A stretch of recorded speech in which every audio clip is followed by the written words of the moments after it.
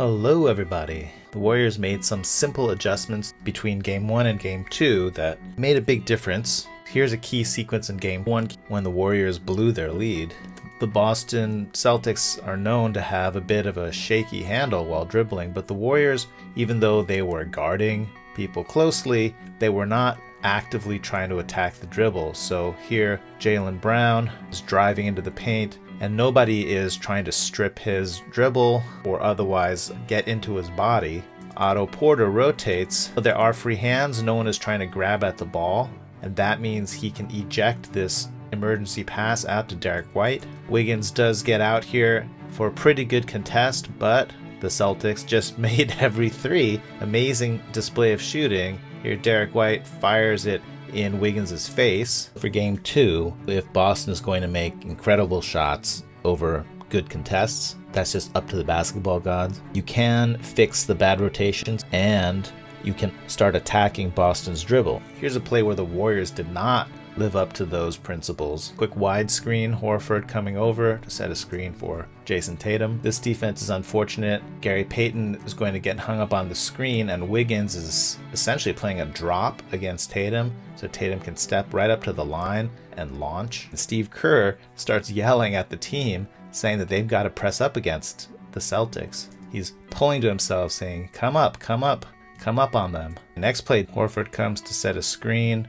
for Derek White, and Steph does a good job fighting over the screen, staying connected with even a bump. Horford tries to rescreen Steph, and Steph says, alright, you want to take on my man GP2? Go for it. So now White has 4 on the shot clock, just trying to create something in isolation. Here's a hand grenade. You're welcome, Marcus. And Draymond goes straight up as high as he can. Marcus Smart is doomed to miss this, but Steph Curry does end up having to guard Al Horford, and Steph doing an admirable job trying to box out Horford. Unfortunately, this rebound bounces high and over Steph's head right to Horford. So now Horford is trying to ISO Steph and cut across the lane. Then look at how much harassment the Warriors are doing on the dribble. Draymond swipes at it up high, then swipes at it down low. Steph swipes at it here. Otto Porter swiping at it here. Cut baseline, but Steph steps in to intercept it. Beautiful.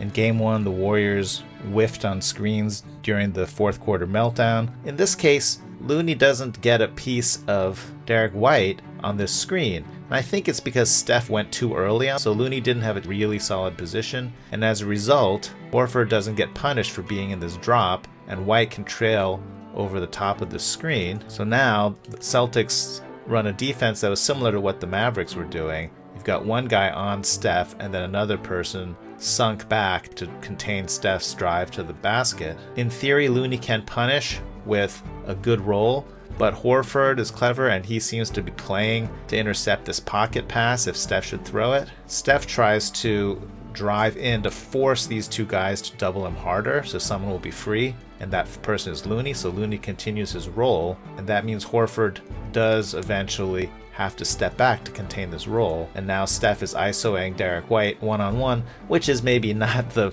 exact play that you want. And look at how much work Steph has to do to get this shot off. He fakes going one way and then does a good old Kevin McHale up and under move where he scoops this layup. That is a super pretty play, but is not sustainable.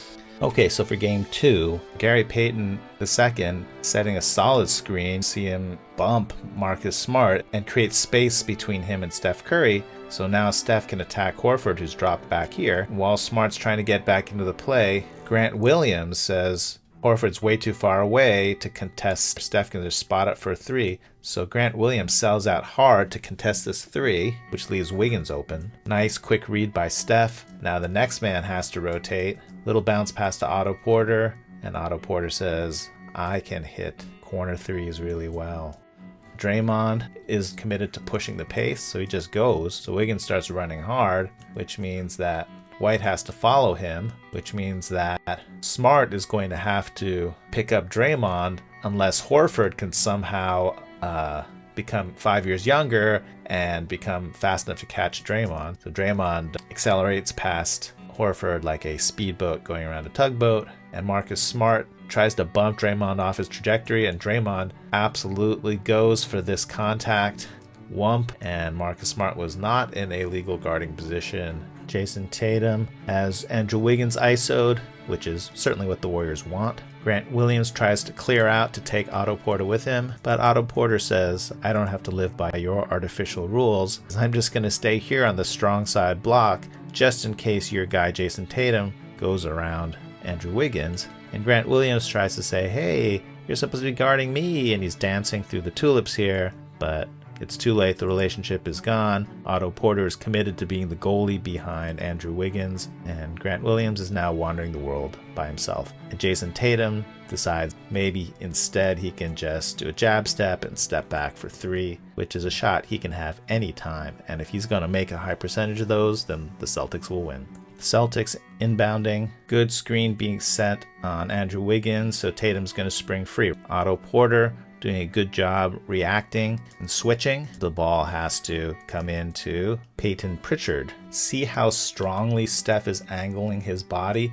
He's wanting to ensure that Pritchard goes to his left. Pritchard is trying everything he can to get to his right hand. And so Pritchard finally goes left. Huzzah! And now Steph is trying to stay on his right side to force Pritchard to continue to attack left. When Wiggins rotates, his man Grant Williams cuts into the paint. Not a bad play, which means GP2 has to cover both the cutter and the player in the corner. GP2 decides to follow the cutter. Pritchard makes the right read, but this pass is pretty low quality. He vomits up this hairball of the pass. Draymond does not trust GP2 to recover, so he goes for the corner. GP2 goes for the corner. Derek White probably saw all kinds of possibilities, including a totally open Al Horford here. But as he gets the ball, he's going to do one step, two steps, traveling. Draymond wants to get Derek White out of this play, and so he's going to set a screen. Derek White doing an unusual sort of jiu-jitsu move just by slowly backing off as Draymond tries to screen him. Draymond thinks, man, if you're going to back off of me, I'm going to screen Horford and you, two for the price of one. In the meantime, GP2 coming over here. Remember how we said there's a new emphasis on getting the body when you screen someone? Bang. GP2 did make contact with the defender. Now having to navigate the screen, Steph steps around very nicely. Even if Draymond wasn't screening two for the price of one, I think Horford was too far back here and drop. But as it is, Draymond is snowplowing Horford into Derek White. Steph has got a lot of space right here. This play looks like Horford setting a screen for Jason Tatum, who's sweeping up, and Derek White's going to come over here and do a dribble handoff, and so it's going to be the same effect as a stagger screen, but the Warriors decide they don't have to cover it like that. Horford's going to screen. Instead, Draymond's just going to switch to Tatum and try to prevent any pass from going through. Draymond really denying this pass. Derek White says, all right, I guess I just better go. GP2 doing a great job staying near Derek White. Al Horford trying to get his butt into Wiggins to paralyze Wiggins so that he can't rotate to stop this drive. Oh, and in addition to the butt technology, Al Horford is using the arm technology. He's got his arm wrapped backwards around Andrew Wiggins. That is hard to see, but that is what's preventing Wiggins from rotating. That's a vet move, as they say. Light cheating. But I guess GP2 is just annoying enough that White blows this layup. Steph goes up hard to contest this rebound, and sadly it just goes to Pritchard. And in the chaos, Pritchard is finally able to get to his right. Not a bad kick out, but Wiggins is there to harass Grant Williams. And now Williams attacks Steph. Steph rotated off for Pritchard, who's now open. But look at the reflexes on this. Steph just gets a piece of this pass as it whips by him and knocks it out of bounds. Inbound, Tice sets a screen for Tatum, and Draymond's got his head turned looking at Steph in a life and death struggle with Grant Williams over position under the basket. And maybe that's why Draymond doesn't switch to Tatum. So Tatum is free for about a millisecond, but Wiggins sells out hard to contest across the front of Tatum, which makes him do this pretty cool pivot move. 3 Warriors in Tatum's face, and again Draymond swiping at ball level. Tatum ejects this weak pass out to the corner. 4 seconds on the shot clock. Otto Porter definitely makes him think about it. I like this commitment to getting solid contact on this. Otto Porter going to step up, so there's the flat back screen. Steph is going to go fast and blow by. Tice is following Otto Porter, but he decides to step over here because, hey, this is like the side hash mark and this is the sideline logo. No one would shoot it from there, right? Tatum setting a screen on Steph for Pritchard. It's all to get Steph to switch on to Tatum. Steph following the plan and getting into Tatum's body and reaches up and tries to swipe down. Tatum running at someone and falling down and swinging his arms up. Somehow Steph gets a foul out of all that, and he is the very figure of a Greek sculpture called What the Heck. One play they like to run a lot for Jordan Poole is the motion weak pick and roll, which I'll just go through real fast here. This is all an elaborate plan to get Poole over here and Looney to come over here and set a screen for him and a pick and roll in that corner. The Warriors seem to like what they're getting with these flat screens.